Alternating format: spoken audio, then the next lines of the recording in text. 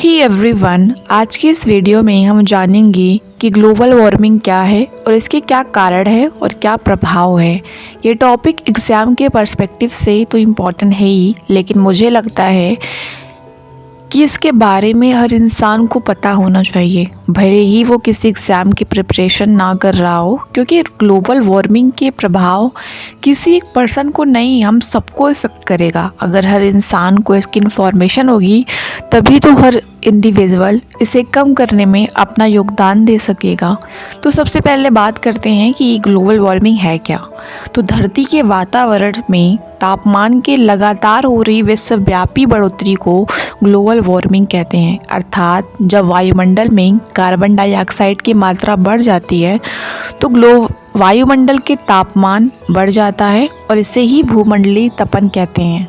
और अब जान लेते हैं कि आखिर इसका कारण क्या है। वैसे तो ग्लोबल वार्मिंग को बढ़ाने में कार्बन डाइऑक्साइड, मीथेन और नाइट्रस ऑक्साइड इस तरह की कई अन्य गैसों का योगदान है, लेकिन ग्लोबल वार्मिंग को बढ़ाने में कार्बन डाइऑक्साइड का ज़्यादा योगदान है। तो आपको पता ही होगा कि कार्बन डाइऑक्साइड कैसे बढ़ता है, जिससे कोयला, जीवाश्म ईंधन का जलाना, पेड़ों की कटाई, क्योंकि पेड़ पौधे CO2 को ऑब्जर्व करते हैं। अगर पेड़ पौधे नहीं होंगे तो कार्बन की मात्रा बढ़ेगी और ग्लोबल वार्मिंग बढ़ेगी।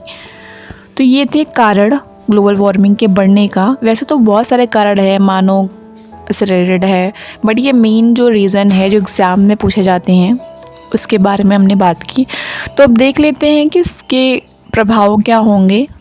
उच्च तापमान होने के कारण हमारा क्लाइमेट चेंज होगा, जिससे शुष्क क्षेत्र और शुष्क हो जाते हैं और आर्द्र क्षेत्र और आर्द्रता वाले हो जाते हैं। इस प्रकार बाढ़, सूखा आदि जैसी आपदाओं की आवृत्ति में वृद्धि होगी, क्योंकि जब पृथ्वी के तापमान में वृद्धि होगी तो इससे ग्लेशियर्स पिघलेंगे और इस तरह बाढ़ जैसी समस्या उत्पन्न होगी।